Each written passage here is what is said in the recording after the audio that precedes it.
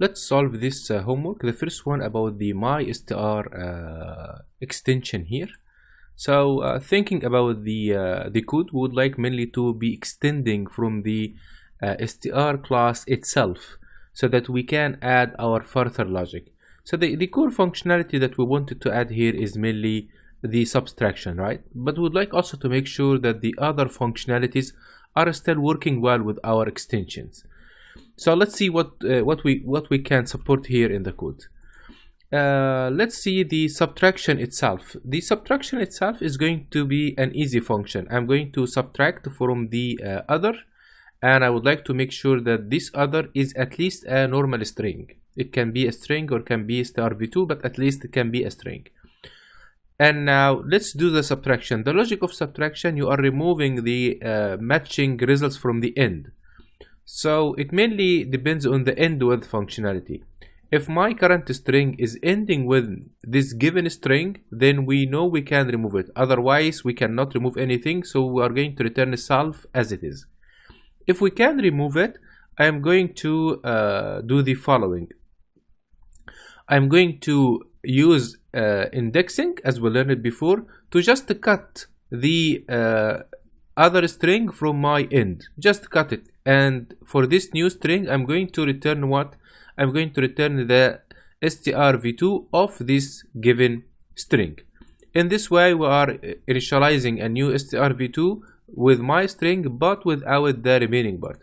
So if I give something like abcd and cd, we notice that cd is length is 2, and it is abcd ends with cd. We are removing this cd letters and returning strv2 of ab. So observe here, I'm forcing a return of strv2 here.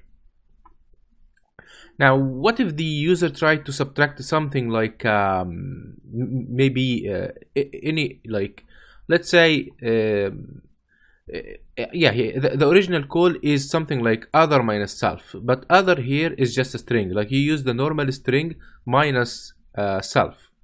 Now we can implement the opposite of that. So we mainly can support that through reflection. If someone tried to do that, then we just if the reflection request came to us, we can just call our method using switching the other from normal str to strv2. So the purpose here of our sub is to support the reflected scenario. Instead of our strv2 minus str, someone would like to subtract str minus strv2. So we are just supporting that. In a similar way, if someone would like to do minus equal, we can just use the self equal self minus other, and this is more than enough. So as you see, this is the main support here.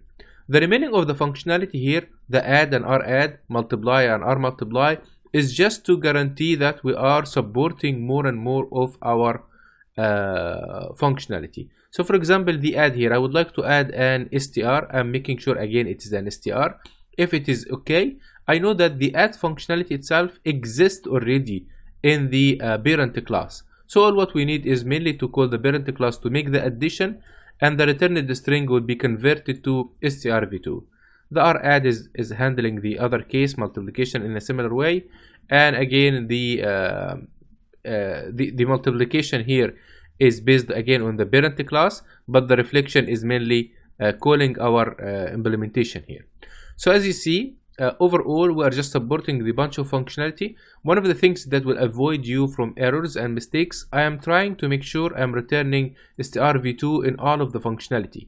So I'm trying to force the operations here as much as I could to be strv2, so that I reduce the possible errors whenever there is like a bunch of factors in our code. That's all. Things like that will be handled either by the normal multiplication or the R of the multiplication, the reflection version.